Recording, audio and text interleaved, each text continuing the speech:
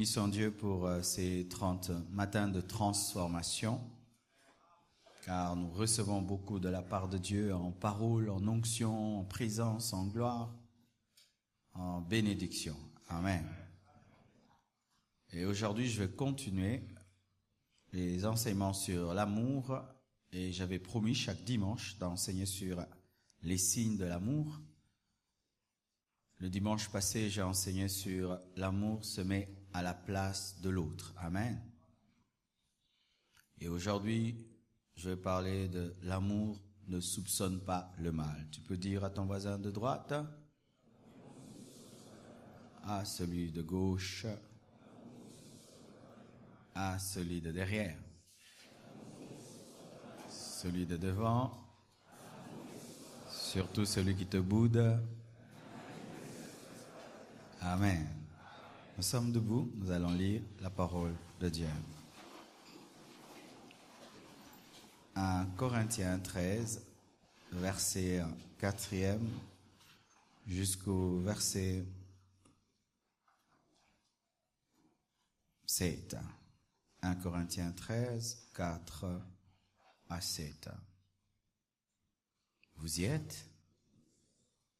1, 2, 3. La charité est patiente, elle est pleine de bonté. La charité n'est point envieuse, la charité ne se vante point. Elle ne s'enfle point d'orgueil, elle ne fait rien de malhonnête. Elle ne cherche point son intérêt, elle ne s'irrite point, elle ne soupçonne point le mal.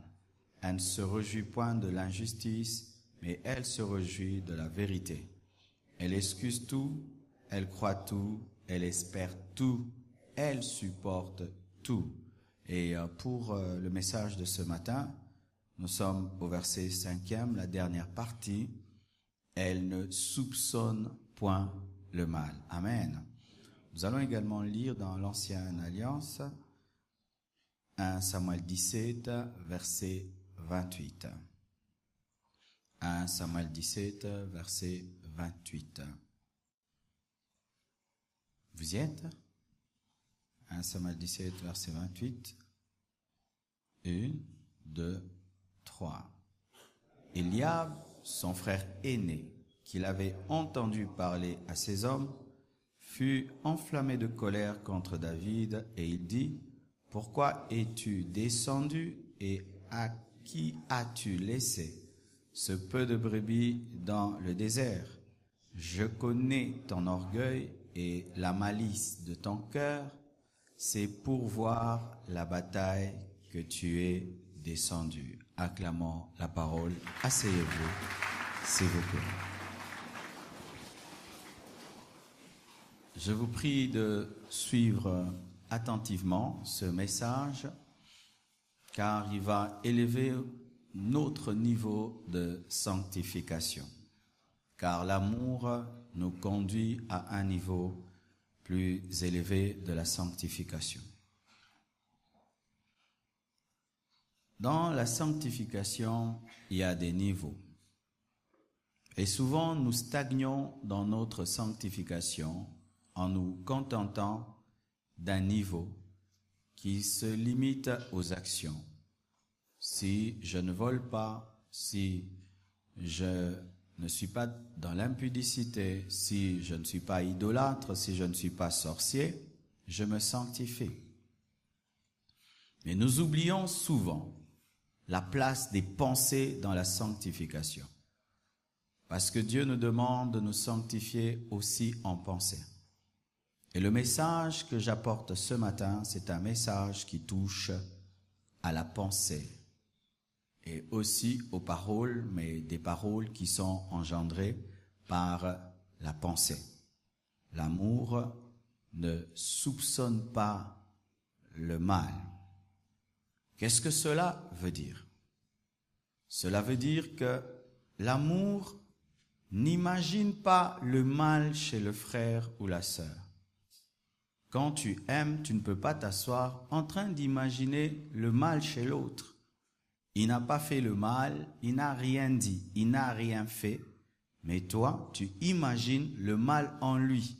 Ce n'est pas de l'amour. L'amour n'imagine pas le mal chez le frère ou chez la sœur. L'amour n'interprète pas avec malveillance ce qu'il voit chez l'autre.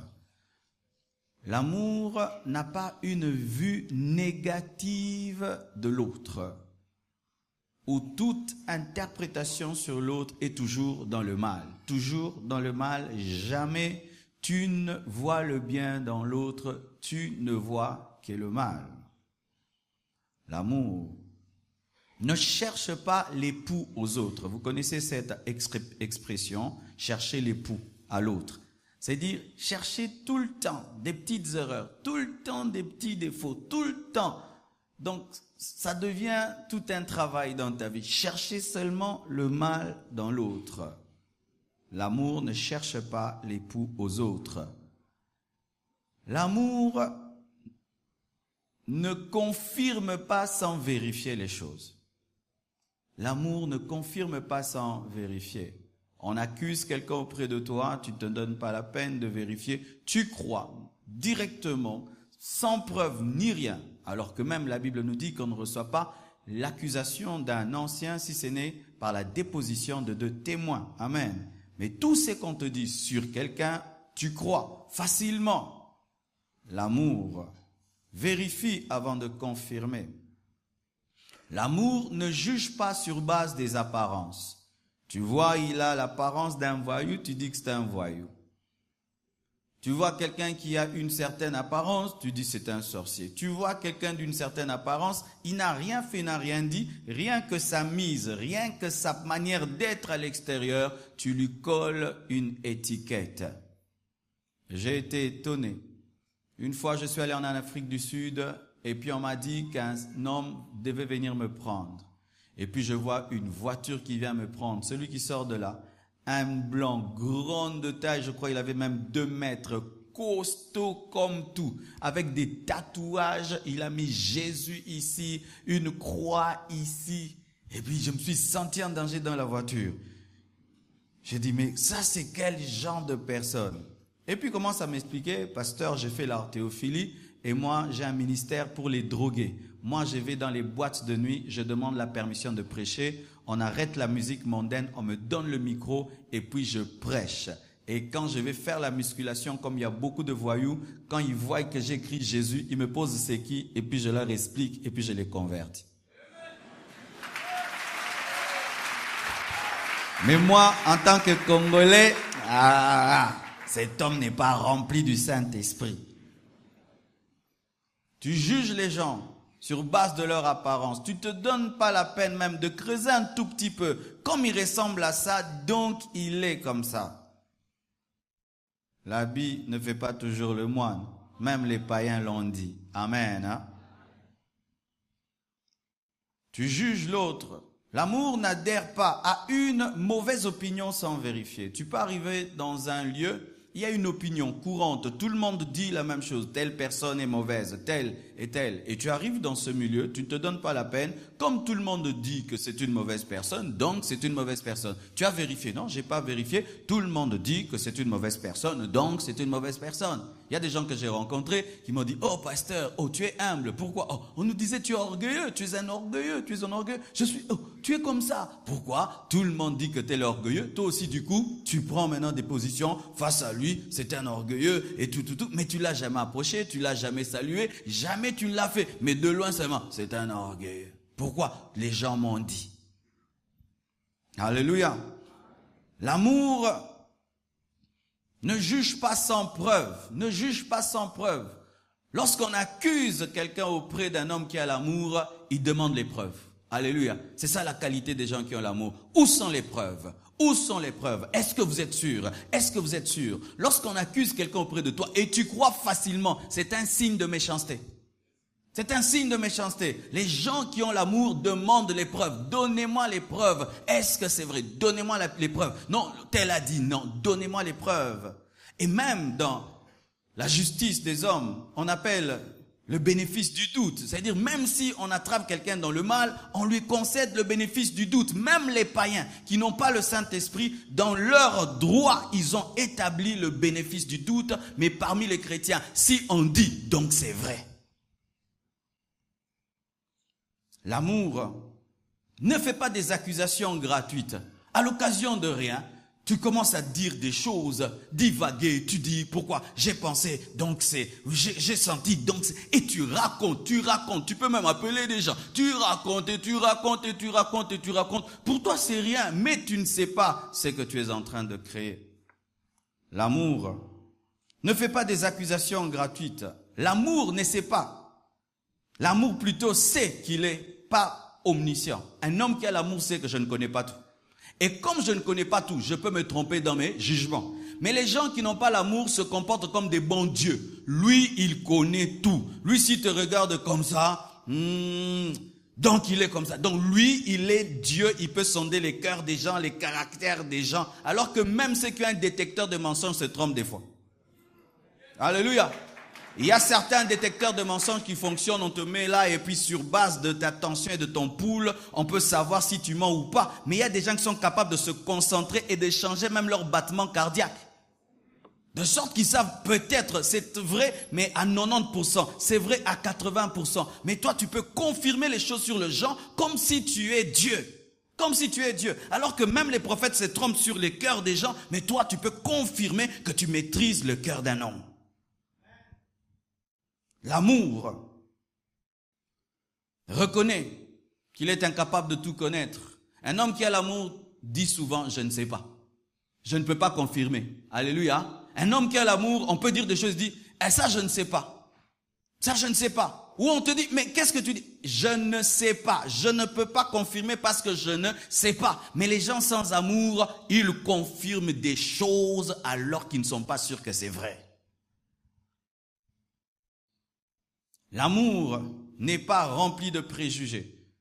Préjugés, c'est juger quelqu'un sans même le juger. Il n'a rien dit, il n'a rien fait, tu le juges. Ça, c'est un orgueilleux. Ça, c'est un impudique. Ça, c'est un sorcier. Ça, c'est un païen. Celui-ci, c'est un sorcier. Celui-ci, il est venu me combattre. Est-ce que tu as pris le temps? Non. Tu le juges avant. Avant même qu'il se présente, déjà, tu l'as jugé. Et il y a des gens qu'on n'a jamais rencontrés, jamais ils vivent même sous d'autres cieux, mais tu es au Congo, tu l'as déjà jugé. Et le jour qu'il arrive au Congo, tu te comportes comme si tu le connais, mais tu ne l'as jamais rencontré. Alléluia. L'amour n'est pas rempli de préjugés. L'amour ne voit pas le mal partout. L'amour d'ailleurs a cette qualité, de chercher aux autres des qualités. L'amour trouve aux autres même des qualités qu'ils n'ont pas. L'amour crée même des qualités qui n'existent pas. Mais la méchanceté cherche toujours le mal dans les autres et même peut créer le mal même s'il n'en trouve pas. L'amour ne généralise jamais. Dans la généralisation, il y a ce qu'on appelle l'induction et la déduction. L'induction, c'est juger un groupe à travers d'un individu. Quelqu'un te fait le mal, un Congolais te fait le mal, du coup tu dis tous les Congolais sont des escrocs. Mais c'est un seul Congolais qui t'a fait le mal. Tu fais l'induction. Et la déduction, c'est quoi? C'est juger un individu à partir d'un groupe. Un groupe te fait le mal et tu dis que tous ceux qui sont dans ce groupe sont mauvais. Alléluia. Ainsi, 1000 Congolais te font le mal et si un Congolais vient, avant même de le juger, tu dis qu'il est mauvais, alors qu'il y a un principe, il y a l'exception. Il y a des personnes qui sont exceptionnelles. Elles peuvent sortir d'un mauvais groupe, mais elles sont exceptionnelles. Joseph est sorti d'une famille de polygames. Il n'était pas polygame. Mais tu ne vas pas dire, comme ton père est polygame, ton arrière-grand-père est polygame, donc tu es polygame. Moi, je suis Joseph. Donne-moi l'occasion de te prouver que je suis différent. Alléluia. Les gens de telle tribu sont ceci. Donne-lui l'occasion de te prouver qu'il est différent. Mais avant même qu'il ne dise quoi que ce soit, tu l'as déjà jugé parce qu'il est de telle tribu, parce qu'il est de telle race, parce qu'il vient de tel groupe. Une personne te blesse, du coup tu juges tous les hommes à partir de la blessure d'un homme. Les hommes sont mauvais. Les hommes sont mauvais. Un homme te blesse, tu dis les hommes sont mauvais. Une femme te blesse, les femmes. Est-ce que les femmes, combien de femmes quand tu dis les? C'est pourquoi faites attention aux gens qui disent toujours les choses au pluriel. Les, ou les on dit, on dit, pose la question. Dans le on, c'est lui-même. On a dit, les gens disent. Pose la question, c'est lui-même, les gens. Alléluia. L'amour sait que les exceptions existent. Alléluia. En ce lieu, il y a des Congolais exceptionnels. Et c'est vrai, ce n'est pas que je suis en train de faire un meeting où je dis des choses, c'est vrai. En ce lieu, il y a des Congolais exceptionnels. Tu les cherches dans les médiocrités des Congolais, ils ne sont pas là. Et ce serait un péché de vous juger tous comme si vous êtes des Congolais normaux. Il y a des Congolais exceptionnels en ce lieu. Alléluia. Ne dis pas les femmes, ne dis pas les hommes. L'amour sait qu'il y a des exceptions. Et dans la parole de Dieu, il y a beaucoup d'exemples, des soupçons. Nous venons de lire l'histoire de David. David est soupçonné d'orgueil et de malice par son frère. David va à la guerre afin d'apporter la nourriture à ses frères. C'est ça le but. Papa l'envoie pour apporter la nourriture à ses frères. Il n'y va pas par orgueil, il n'y va pas même par curiosité. C'est papa qui l'envoie pour qu'ils puissent s'enquérir de leur situation, s'ils sont en bonne santé, s'ils sont blessés, s'ils sont vivants ou morts. Mais quand il arrive là, il trouve un géant en train d'insulter l'armée de Dieu. Et David pose des questions. Qui est cet incirconcis? Oh, c'est Goliath, il est en train d'insulter l'armée de Dieu. Ah, mais qu'est-ce qu'on donnera à celui qui va le tuer? Il pose des questions, et ça arrive auprès d'Éliab. Écoutez la parole d'Éliab.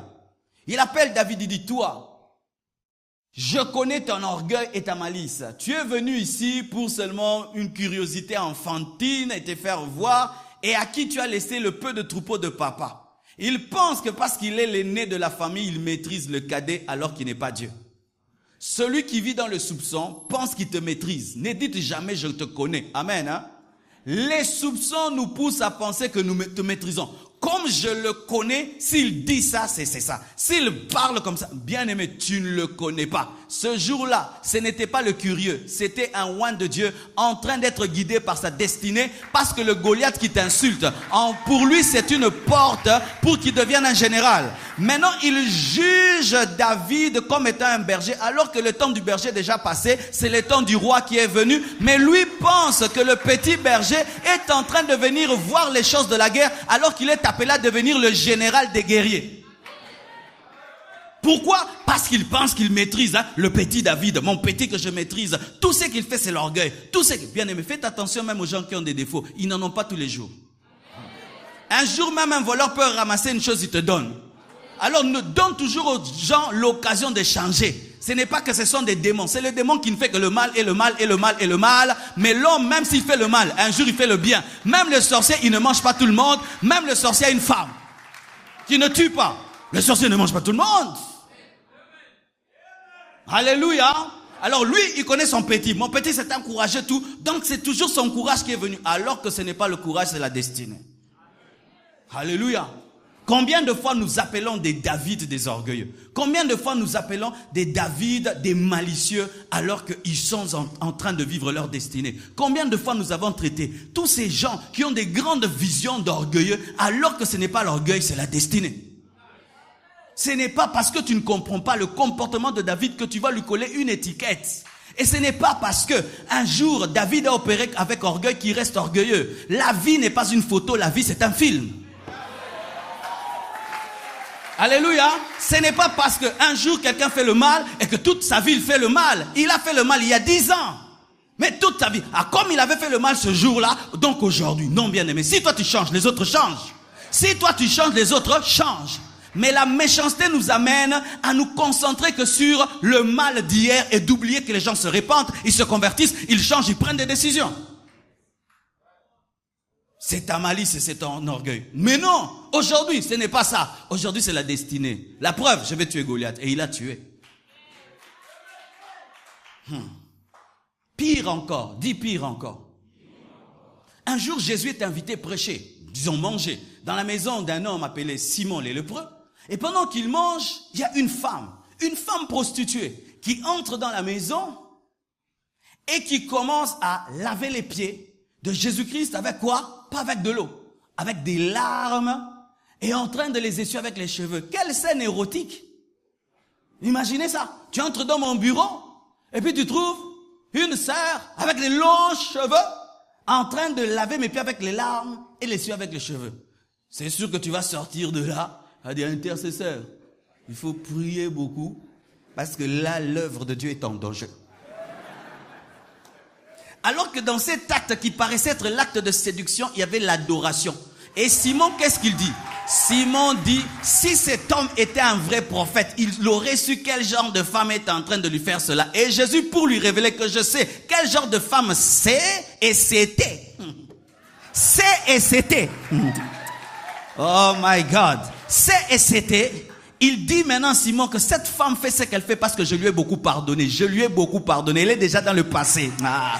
C'est-à-dire que dès qu'elle a commencé ça, elle est entrée dans le passé, mais lui, il se concentre sur sa prostitution, alors qu'elle n'est plus une prostituée, elle est une adoratrice. C'est ça le problème des gens. Quelqu'un entre dans l'église, mais il s'est déjà converti. Tu continues à citer ses péchés anciens, alors que c'est une nouvelle personne.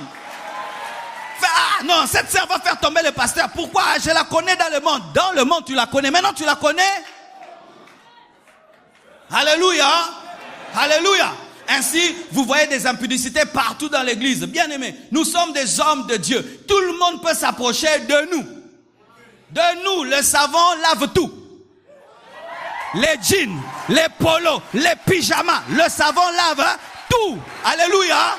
Le savon lave tout. Ce n'est pas comme d'être toujours là avec des gens qui ont fait 10 ans dans le Seigneur, 20 ans dans le Seigneur. Non. Si une sœur vient d'une mauvaise vie, elle veut me côtoyer, laissez-la me côtoyer.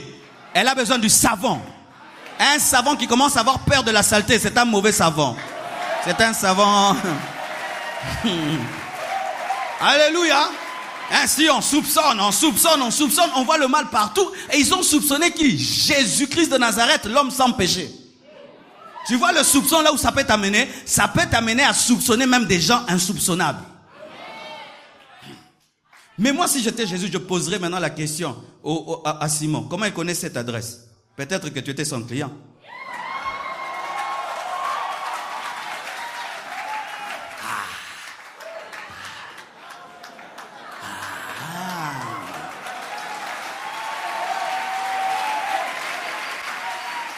La Bible ne dit pas qu'elle a toqué. Elle est entrée. Peut-être qu'elle est entrée sous. Ou peut-être ce jour-là, elle était venue pour Simon, elle trouve Jésus. Si on peut te soupçonner comme tu soupçonnes aussi les autres. Si on peut te soupçonner comme tu soupçonnes les autres. Comment elle est entrée là facilement et comment toi tu l'as reconnu facilement? Ah ouais, elle s'habille d'une certaine manière. Mais peut-être aussi qu'elle était venue pour toi, elle a trouvé la parole et s'est convertie. Ça, Jésus n'a jamais dit ça. Pourquoi? Il n'avait pas le temps pour ces bêtises. C'est facile de soupçonner les autres si on peut te retourner les choses. Si cet homme était, toi aussi si tu étais saint, qu'est-ce que cette femme fait dans ta maison? Parce que ce n'est pas la maison de Jésus.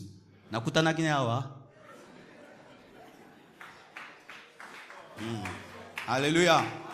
Dis à ton voisin, sois sage dans la vie.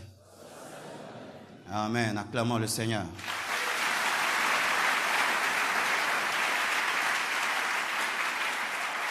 Et encore quelqu'un qui est soupçonné. Joseph. Vous connaissez le nom de Joseph auprès de ses frères? Le faiseur des songes. Quand on dit faiseur des songes, ce n'est pas l'homme qui a des songes. C'est celui qui invente les songes. Vous imaginez? Le petit qui a un rêve là. J'ai vu ma gerbe et d'autres gerbes se prosterner devant elle. J'ai vu la lune et les étoiles et se prosterner devant moi et le soleil.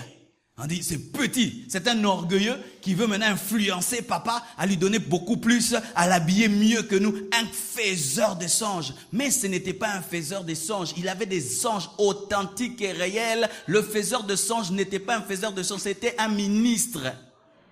Alléluia. Pourquoi? Parce qu'ils n'étaient pas dans sa tête lorsqu'il rêvait. Ne juge pas des choses que tu ne maîtrises pas. Tu ne sais pas d'où c'est venu, alors il faut te taire. Parce qu'il se peut qu'il voit vraiment. Des gens qui critiquent, des gens qui prophétisent. Quelqu'un qui dit, j'entends la voix de Dieu, Dieu me dit ceci. Toi, tu n'entends rien, mais tu condamnes des choses que tu n'entends pas. Tu es vraiment en danger. Quelqu'un qui te dit, la nuit, le Seigneur m'a dit, bien aimé, ça te tue en quoi de croire que Dieu lui a parlé?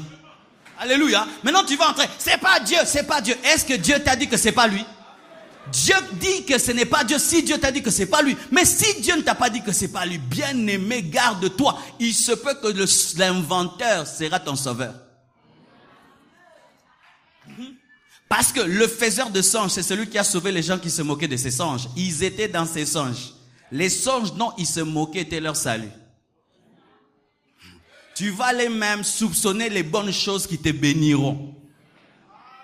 Quand Jésus-Christ est en train de faire la boue, afin de guérir cet homme, on peut dire, regardez comment il est sale. Alors que cette saleté, c'est ta guérison. Tu es en train de critiquer la boue.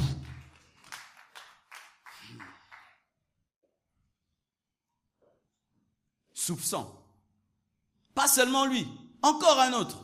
Ça, un serviteur de Dieu. Et nous, serviteurs de Dieu, faisons très attention. Ce n'est pas parce que tu sers Dieu que tu connais tout. Ce n'est pas parce que je me tiens sur cette chair que je maîtrise tout. Je reconnais que je ne maîtrise pas tout. D'ailleurs, la plupart des choses, je ne les maîtrise pas. Alors, lui, il est en train de servir Dieu. Et puis, il voit une femme. Il voit une femme opérer dans une dimension qu'il n'a jamais vue. Parce que des fois, tu peux être serviteur de Dieu, mais le fidèle manifeste un fardeau que tu n'as jamais vu depuis que tu es né. Il manifeste une foi que tu n'as jamais vue. Parce que c'est pas parce que tu es devant que tu es devant. Tu es devant parce que tu prêches. Mais tu peux être devant parce que tu prêches, mais dans la foi, il y a quelqu'un qui est avant toi. La femme à la perte des sangs avait plus de foi même que les pierres. Mais elle n'était pas avec Jésus, mais elle avait plus de foi. Maintenant, Anne vient dans la maison de Dieu et elle est en train de vibrer en esprit. Le sacrificateur pense quoi? Que lui, elle est en train de manifester l'ivresse. Il confond le fardeau avec l'ivrognerie. Femme, fais passer ton vin. L'homme de Dieu soupçonne la femme d'être ivre alors qu'elle est en train de vibrer. Alléluia. Et des fois, c'est ce qui arrive dans le ministère. Quelqu'un peut venir à l'église, là, un grand fardeau. Oh, c'est une sorcière. Qui te dit que c'est une sorcière? Elle a un fardeau. L'envoyé du diable. L'envoyé du diable. Comme si Dieu n'envoie que des gens froids. Si quelqu'un aime beaucoup l'église, se donne beaucoup à l'église, c'est l'envoyé du diable. Pour que maintenant Dieu lui envoie seulement des gens qui n'aiment pas beaucoup Dieu, qui n'aiment pas beaucoup ses serviteurs. Si quelqu'un aime beaucoup les serviteurs de Dieu, fais attention. Donc Dieu nous a envoyé que vous les froids.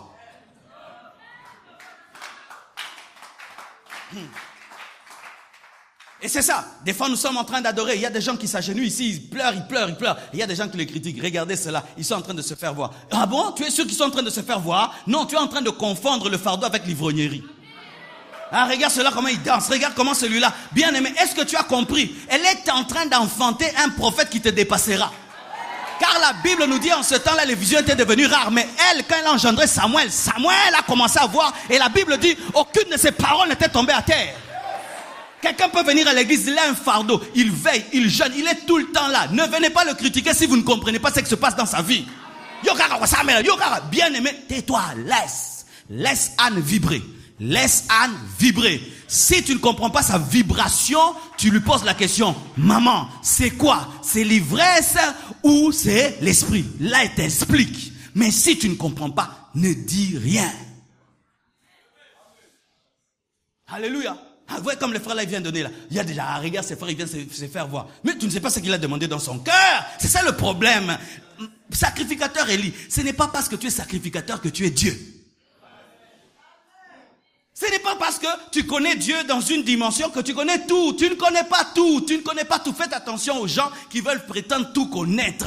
Nous ne connaissons pas tout. Nous prophétisons en partie. Nous enseignons en partie. Nous connaissons en partie. Tout c'est en partie. Mais c'est au ciel que tout sera complet. Alors, dans la partie que j'ai, il se peut que toi tu aies l'autre partie.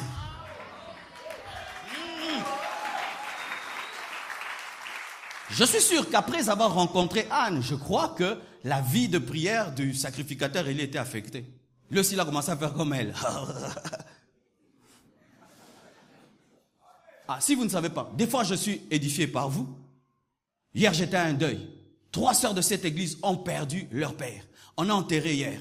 Mais je les ai vus au premier culte. Tous les enfants étaient assis là. Ah, ça m'a enseigné. Ça m'a enseigné que quand même tu as des douleurs, tu viens à l'église. Elles m'ont prêché sans monter sur cette chaire. C'est que vous ne savez pas. Vous me formez, vous m'enseignez. 30 jours, vous venez tous les matins. Pas pour prêcher, pour écouter. Alléluia.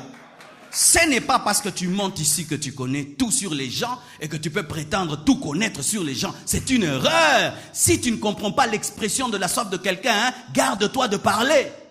Tant que ce n'est pas le péché, garde-toi de parler. Tu risques d'appeler esprit ivrognerie. C'est ce qui est arrivé le jour de la Pentecôte. Ils étaient remplis du Saint-Esprit. Ils ont dit quoi? Ils sont pleins de vin doux. Alléluia. Encore, Nathanaël. Philippe vient lui dire, viens, j'ai rencontré celui dont a parlé la parole, le prophète. Écoute ce qu'il dit. Est-ce que de Nazareth peut-il sortir quelque chose de bon? Il n'a même pas vu Jésus. Il n'a même pas vu ouvrir les yeux des aveugles. Vraiment, c'est grave, hein? Donc, lui, sous son arbre, là, il pense que sous son arbre, il connaît tout. Maintenant, Jésus lui prophétise, je t'avais vu. Oh! Quand tu disais qu'est-ce que de Nazareth, quelque chose de bon peut venir, moi, je te voyais. C'est-à-dire, tu es en train de juger celui qui te juge. Tu es en train de dire des choses sur quelqu'un qui te dépasse. Pourquoi? Parce qu'il avait des préjugés. Et c'est vrai, en ces temps-là, de la Galilée ne sortaient pas des grands hommes, des grands rois. Mais c'est pas parce qu'il y en a pas qu'il y en aura jamais. Alléluia. Quelqu'un monte sa main ici et dit,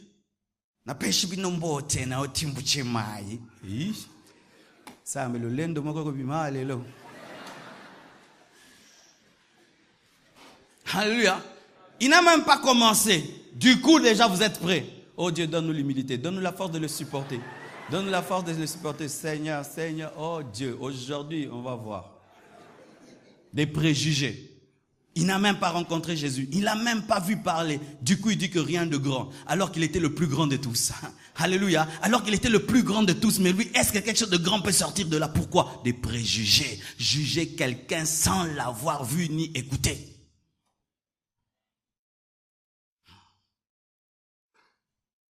Et Joseph, un beau garçon, rempli de l'esprit, et la femme de Potiphar veut tomber avec lui. Il refuse, et cette femme arrive au niveau de prendre son vêtement. Il s'enfuit, il lui laisse le vêtement, et cette femme présente le vêtement de Joseph à son mari et lui dit, voilà, cet esclave, cet étranger que tu as amené, il a voulu me connaître, j'ai refusé. Il a voulu me violer, il s'en est allé, j'ai gardé son vêtement. Et son mari croit que si une femme a un vêtement, donc on a voulu la violer. Ça c'est dans quel tribunal? Ça c'est dans quel tribunal? Si une femme présente un habit, donc tu voulais la violer. Alors toutes les femmes peuvent entrer dans des garde-robes, présenter des habits, nous sommes des violeurs. Hein, Potiphar? Il a vécu avec toi. Tout ce que tu lui confies prospère. Il n'a jamais volé. Parce qu'on ne juge pas quelqu'un comme ça. Quelqu'un ne change pas du coup. Il a toujours été fidèle avec toi. Tout, tu lui confies tout, mais il te rend tout et il te respecte, il t'honore. Et puis un jour, adultère et tu crois. Non, méchanceté. Et nous croyons facilement. Il suffit seulement qu'on présente l'habit de Joseph, donc il est adultère. Comme aujourd'hui à Kinshasa. Il suffit seulement, tu vas sur Internet, tu vois une photo, tu dis, il est pécheur. Les photos maintenant tuent les gens. Une vidéo, tu es tué. Fini. Aujourd'hui, rien que le vêtement de Joseph suffit pour le mettre en prison. Combien de gens tu as mis en prison parce qu'on t'a présenté leurs vêtements? Mais tu ne te poses pas la question, comment tu as eu le vêtement? Comment tu as eu le vêtement? Ça, on ne se pose pas. Si elle a le vêtement, donc Joseph est un adultère.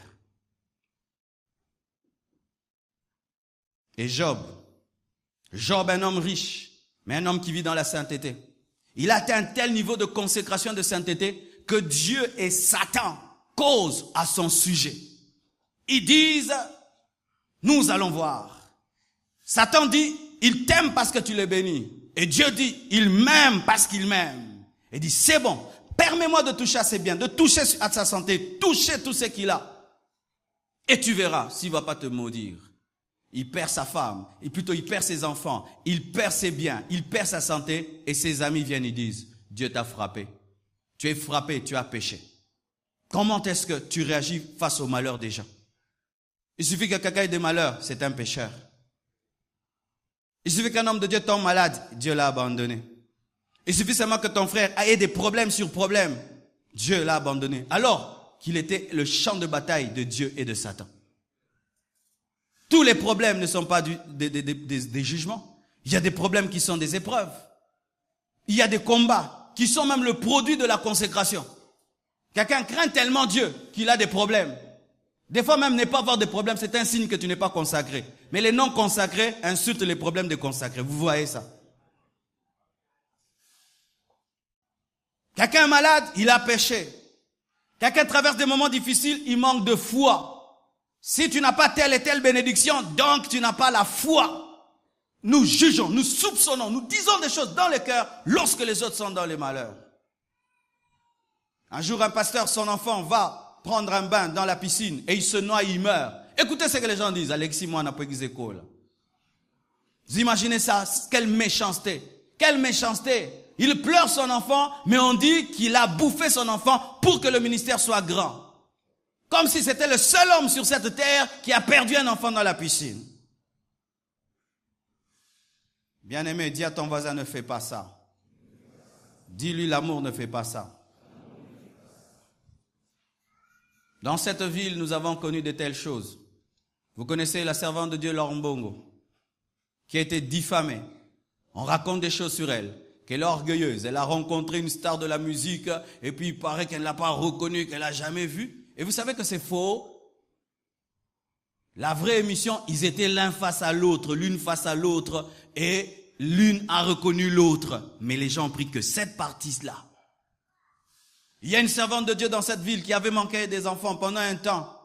Qu'est-ce que les gens ont dit? Non, quand elle était jeune, une fois, elle a vu un enfant tomber dans un caniveau, elle n'a rien fait, c'est pourquoi Dieu l'a frappé, elle n'a pas d'enfant. Vous savez que c'est faux, parce que la même histoire a été aussi mise sur une autre servante de Dieu qui chante, elle aussi. Donc, une histoire sur deux personnes au même moment, mais qui n'habitent pas la même maison, qui n'ont pas le même âge. Mais c'est répandu partout. C'est sa méchanceté qui a fait qu'elle n'a pas d'enfant. Et il y a des gens qui confirment ça jusqu'à aujourd'hui, qui se racontent, et qui se racontent. Et tu racontes quoi aux gens? Tu racontes quoi aux gens? Même des fois dans cette église, les gens pensent que ma femme a un grand témoignage à donner un jour. Que le jour que ma femme se tiendrait ici, elle donnerait un grand témoignage. Elle n'a pas de grand témoignage. Il n'y a pas de grand témoignage. Les gens, des fois, vraiment, quand on veut même prêcher sur la grâce de Dieu, quelqu'un qui a trouvé grâce, et on dit que maman Blanche a trouvé grâce. Moi, j'ai trouvé grâce. Elle a trouvé grâce. On imagine des choses. Pourquoi? Belle femme veut dire quelqu'un qui a eu un grand passé. Qui vous dit ça? Vous pensez que ces filles belles ici ont tous des grands passés? Et vous mettez des versets bibliques dessus. Attendez des petits témoignages, alors au bureau, encadre-moi dans mon mariage. Elle n'a rien à te dire. C'est moi qui maîtrise les choses. Je le dis et puis je n'en parle plus. Parce que c'est ça aussi. Vous mettez des trucs sur les gens et vous racontez. Mais personne n'est allé poser la question à la source. Personne. On ajoute. Lui d'ailleurs, il ajoute l'autre. Et puis l'autre ajoute. Et puis on ajoute. Et puis comme un gaillard. Dis à ton voisin, qu'est-ce que tu racontes aux gens? Tu es sûr que c'est vrai? Si tu n'es pas sûr, arrête. Va vérifier. Ah, acclame Jésus.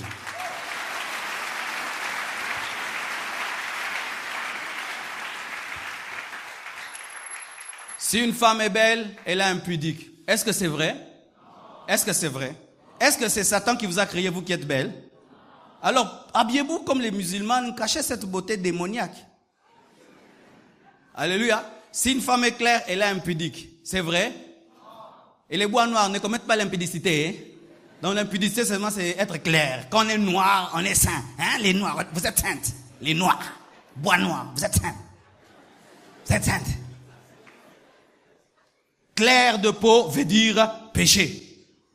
Noir de peau, sainteté. Mais si on dit maintenant que ça est tout noir.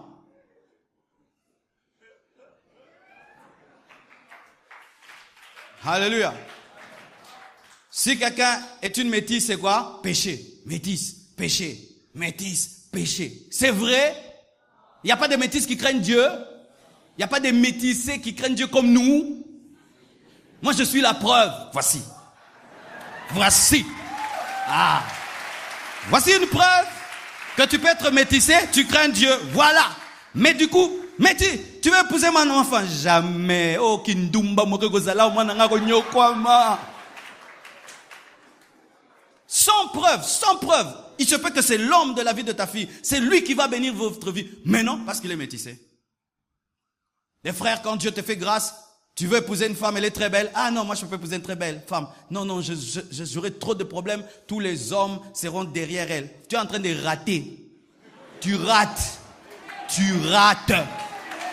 Alors aussi, refuse d'habiter une belle maison parce que les voleurs vont venir. Tu vas la voir, tu vas mettre la clé. Tu vas mettre la clé.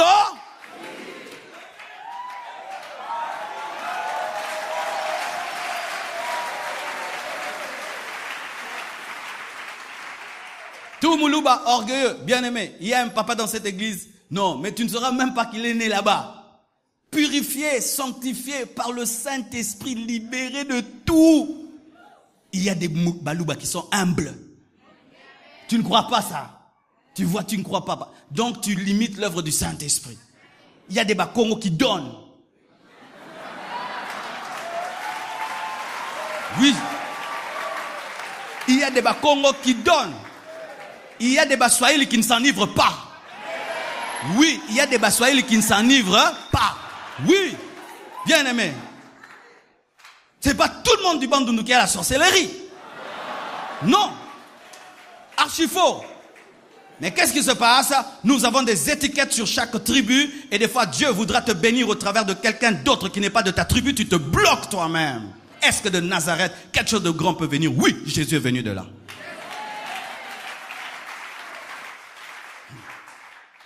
Si quelqu'un s'appelle prophète, c'est un avant. Ce matin, je ne vais pas prêcher, mais nous allons inviter le prophète Flamme qui va nous prêcher. Pasteur, est-ce qu'il a prié? Et si seulement le prophète monte ici et dit, alors que je montais,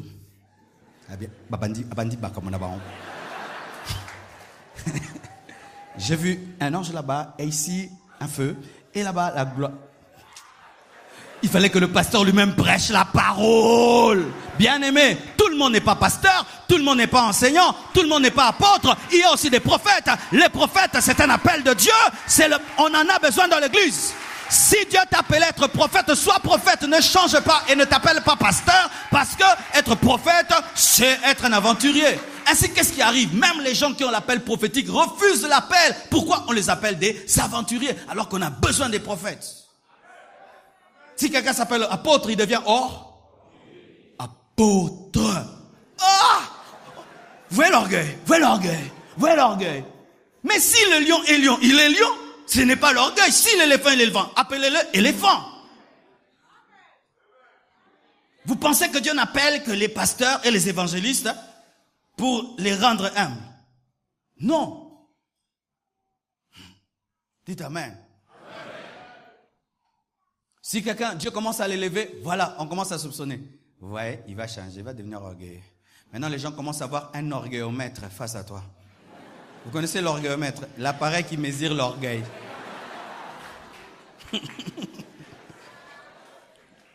Oui, il a prêché, il lui mettait jamais la main dans la poche. Vous voyez, il a mis la main dans la poche. L'orgueil a commencé. Toi, tu ne mets jamais la main dans la poche. Des fois, c'est seulement une phrase. Ouais. Tout le monde attend. Quand quelqu'un est riche, on le traite d'orgueilleux. C'est pourquoi des fois, quelqu'un vient, il gare une belle voiture, il est parfumé. Quand il arrive là,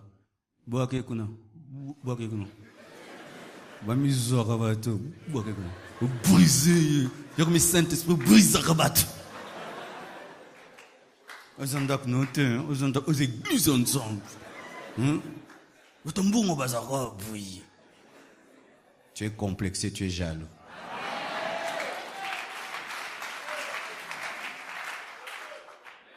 Tout ce que tu rêves, c'est Dieu. Tout ce que tu rêves.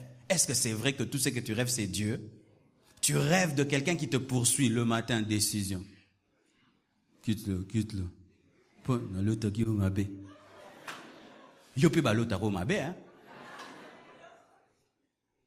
Combien d'amitiés sont brisées rien que par les songes? Et le diable, quand il sait que tu ne sais pas interpréter les songes et que tu crois n'importe quoi, qu'est-ce qu'il fait? Il te donnera des songes et des visions qui vont détruire tes relations.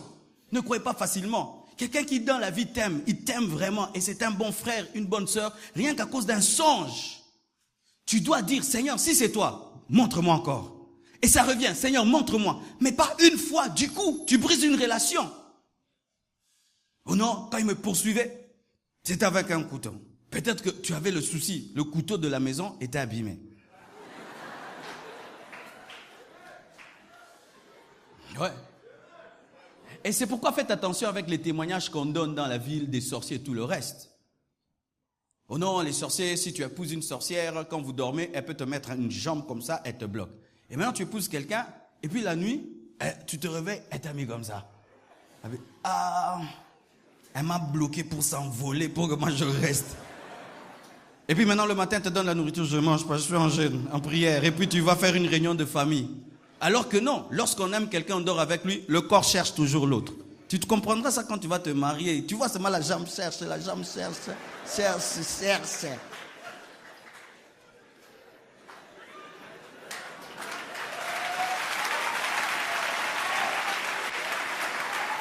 Maintenant, l'autre t'aime beaucoup, il cherche. Takindogi.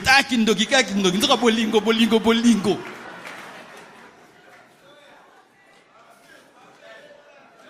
Alors, aujourd'hui, je suis venu parler. Tout politicien est occultiste, c'est vrai? Non. Toi, tu travailles à la franc-maçonnerie, hein, pour avoir la liste des francs-maçons. Donc, tu travailles là-bas. Comme toi, tu connais que tous. Donc, toi, tu travailles là-bas. Tu es gardien de la porte des francs-maçons. Parce que si tu dis tous les politiciens sont francs-maçons, donc quand ils entrent à la porte, toi, tu es là pour prendre la liste. Toute cravate rouge est sorcellerie. C'est vrai?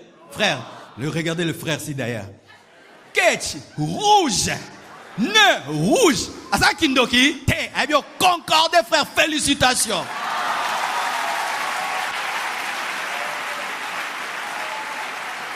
Tout ce qui est rouge, sorcellerie. Un tapis rouge, sorcellerie. Chaise rouge. Vous tous qui êtes sur des chaises rouges, quittez ça, c'est la sorcellerie. Vous voyez cela? Tout triangle est l'occultisme. Mais toutes les maisons sont triangulaires. Toutes les maisons, presque, sont triangulaires. Donc quand vous allez construire vos maisons, que ce soit ovale. Parce que le triangle, c'est l'une des formes géométriques les plus stables. Tout maintenant, triangle est occulte. Tout triangle, alors que les maisons sont triangulaires. Vous voyez ce que nous créons maintenant? Des péchés en permanence. Tout homme qui réussit, c'est par l'occultisme. Vous ne croyez pas que Dieu peut bénir les gens? Les gens peuvent être bénis en travaillant, en comptant sur Dieu. Dieu peut faire des grandes choses. Il suffit seulement qu'un frère de ta famille devienne grand. Et si les gens commencent à mourir, abandonne le sabbat. Et tu viens vraiment chez lui. Vraiment, botika koleksa rabato, hein? Botika koleksa komela ramakila.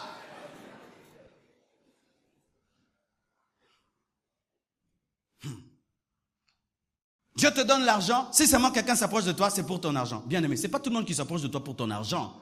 Il y a des gens comme ça. Si seulement tu t'approches de lui pour son argent. Certains maintenant, je leur dis maintenant, je faisais que te saluer. C'était pour un bonjour. Parce qu'il y a des gens comme ça qui pensent qu'on ne s'approche d'eux que pour leur argent.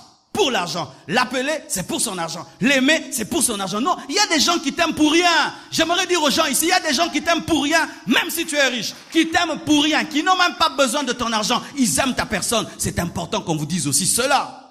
Tout le monde n'est pas jaloux de toi quand tu deviens grand. Il y a des gens qui aiment ton succès, qui sont heureux. Ce n'est pas tout le monde qui est jaloux de toi. Mais le problème, c'est que nous avons dépensé. Comme Dieu m'a élevé, donc ils sont jaloux. Comme je suis riche, donc ils m'aiment pour mon argent. Pas toujours. Pas toujours. Il y a des gens sincères. Il y a des gens honnêtes. Amen. Hein? Si tu appelles quelqu'un, il ne répond pas. Qu'est-ce que nous disons? Qu'est-ce que nous disons? Ah bon, moi, tu as silencieux, tu vibres, toi là, que moi, je m'en salara. Donc, appelle-nous. Tu appelles quelqu'un, il ne répond pas. Du coup, tu l'imagines en train de regarder le téléphone et de voir que c'est ton nom et puis jette le téléphone. Vous imaginez ça? Vous imaginez ça? Des péchés modernes.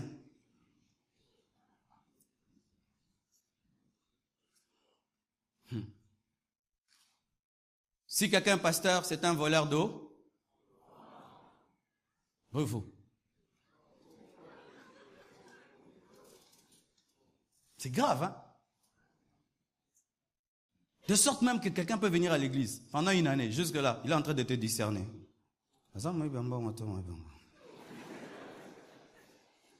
Et si pendant une opération achat parcelle, tu achètes une voiture, c'est l'argent de quoi? Tout ce que vous avez ces derniers temps, c'est l'achat parcelle. Donc moi, tout ce que j'ai ces derniers temps, c'est l'achat parcelle. Vous imaginez la méchanceté? Donc sur cette terre, je ne connais que vous. Donc sur cette terre, l'argent que je reçois, c'est seulement ce que vous mettez dans les paniers. Sur toute cette terre. Vous imaginez, c'est vrai? Est-ce que tout l'argent que tu reçois, c'est ce qu'on te donne après les cultes ici? Comment moi, c'est seulement tout ce que vous donnez ici que je reçois? C'est la méchanceté, hein? Si un pasteur commence à vivre bien, c'est un Mais vous prêchez la bénédiction, vous croyez en la bénédiction. Mais si un pasteur est béni, c'est le vol. Mais s'il est pauvre, il est saint. Oui. Regarde ce saint homme de Dieu. On a pantalon tchéboué, on a tunanzamba munene. Tam tanzambo ya mikiti saka teza bubola.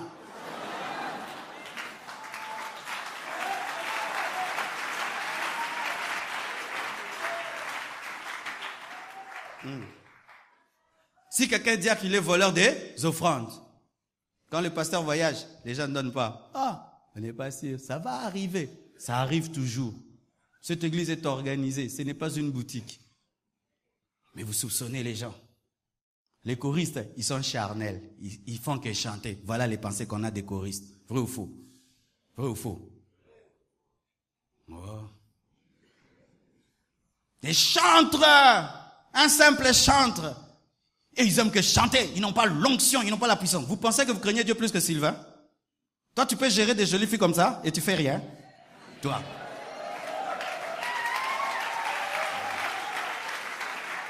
Ils gèrent des sœurs qui chantent bien comme ça, ils chantent bien. Mais on n'entend rien sur lui dans cette église. Mais toi, tu dis, comme lui est musicien, donc il ne craint pas Dieu. Toi, maintenant, prends sa place. On va entendre des problèmes, on va te suspendre 7 fois.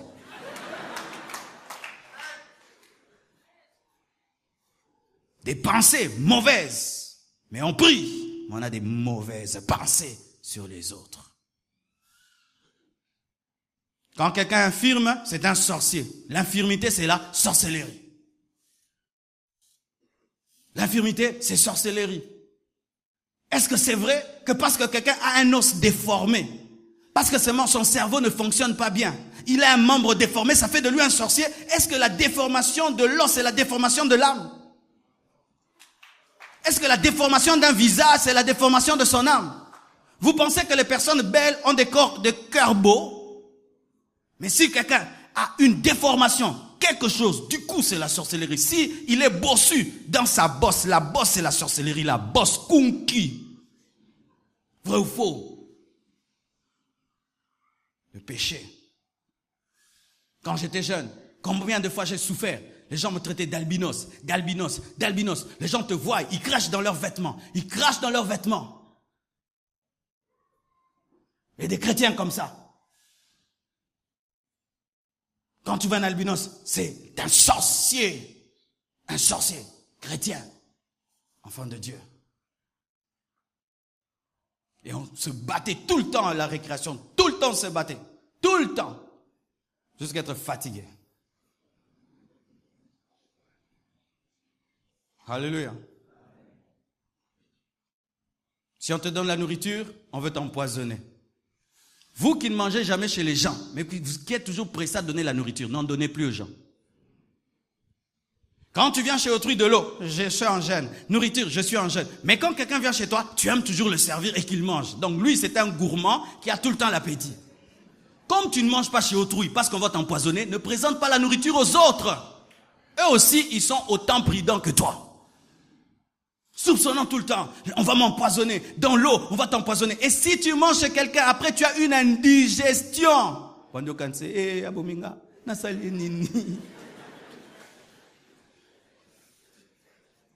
Mais toi-même, tu prépares ta nourriture, tu as des indigestions. Alléluia. Tellement de choses que nous faisons. Tellement, tellement. Et même dans le mariage. Tellement de jalousie. Tu soupçonnes tout. Tu soupçonnes tout. Tout, tu soupçonnes. Te réveillant la nuit pour vérifier le téléphone, voir les appels. Et aussi quand même, si vous voulez pas qu'on vous soupçonne, c'est pas normal qu'un homme marié, tu aies un téléphone codé, des codes alors bizarres, W@XY20 80Z KKKK/. Un homme marié. Mais non, mais là, la femme quand même va te dire, mais qu'est-ce qu'il y a dans ce téléphone pour que tu verrouilles à ces points? Et après un mois, tu changes de code comme une banque. Mais c'était pas normal aussi. J'ai vu un homme en train de rater une bonne femme que Dieu lui avait donnée. Tout le temps en train de soupçonner. La soupçonner. Tu es avec tes ex, tu es avec tes ex, tu es avec tes ex, tu es avec tes ex. Si tu n'auras pas confiance en quelqu'un, ne t'engage pas. Ne t'engage pas au lieu de tout le temps tourner le couteau dans la plaie. Tes ex, qui c'est? Tu as souri à celui-là. Pourquoi, bien-aimé? Tu penses que parce que je t'aime, je ne souris qu'à toi?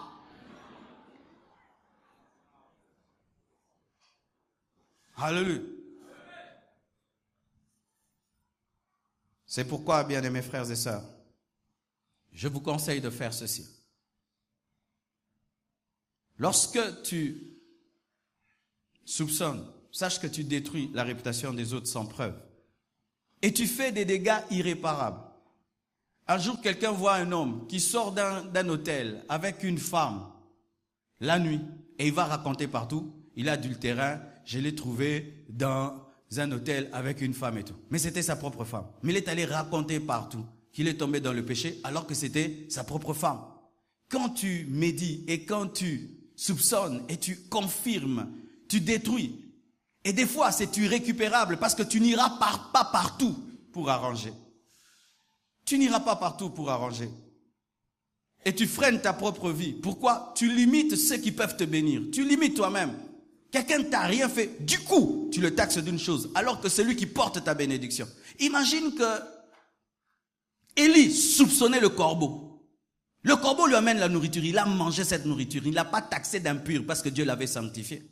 S'il avait condamné le corbeau, il serait mort de faim. Lorsque tu soupçonnes, tu intoxiques, pas seulement toi, tu intoxiques les autres parce que les soupçons amènent toujours les paroles et ces paroles détruisent les autres. Et surtout, tu attires le jugement de Dieu sur ta vie. Tu attires le jugement de Dieu sur ta vie. C'est pourquoi faites toujours ceci. Si tu ne sais rien, ne dis rien. Amen. Si tu ne sais rien, ne dis rien. Si tu n'as pas de preuves, ne confirme jamais rien. Ne juge jamais quelqu'un sur base des apparences. Mets-toi toujours à la place de celui que tu soupçonnes et va réparer ce que tu as détruit. Alléluia.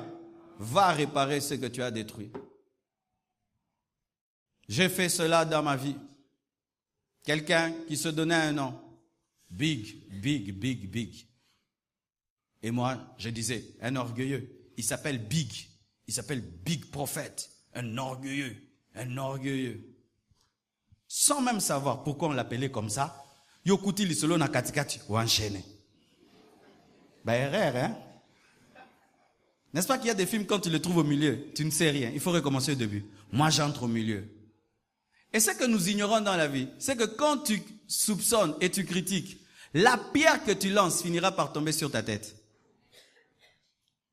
Un jour, je vais à Matadi prêcher la parole de Dieu. Et je le trouve aussi, lui aussi, prêcher là. J'étais assis, j'ai oublié ce que j'ai dit. Et lorsqu'on mangeait, en train de manger, il me dit, Marcelo, tu sais que mes cousines prient chez toi? Ah, j'ai dit, ah, gloire à Dieu. Alors, mes cousines m'ont dit que tu dis que je suis un orgueilleux parce que je m'appelle Big. Je vais t'expliquer comment je m'appelle Big. Ah, je dis, c'est vrai, je n'ai jamais demandé. Alors, parce qu'il est vraiment grand, costaud, tout là. Alors, il y a un Américain qui était venu faire une conférence au Congo. Alors, c'est quelqu'un qui est très remarquable, si tu le vois. Alors, il ne connaissait pas son nom. Il lui avait donné un surnom, comme le Big. Alors, tout le monde a pris ce surnom, lui a donné. Il dit, c'est comme ça que je m'appelle Big. Moi, je dis, cette bouche ici va me tuer. Je lui ai présenté mes excuses, je m'en suis repenti et j'ai compris que j'avais mal agi. Bien-aimés frères et sœurs, ce que tu dis, tu sais comment ça a commencé? Ce que tu affirmes, tu sais d'où ça vient? Ce que tu dis, est-ce que c'est vrai? Ce que tu penses, tu es sûr que c'est vrai? Si tu as de l'amour, tu ne le feras pas, ce que tu fais.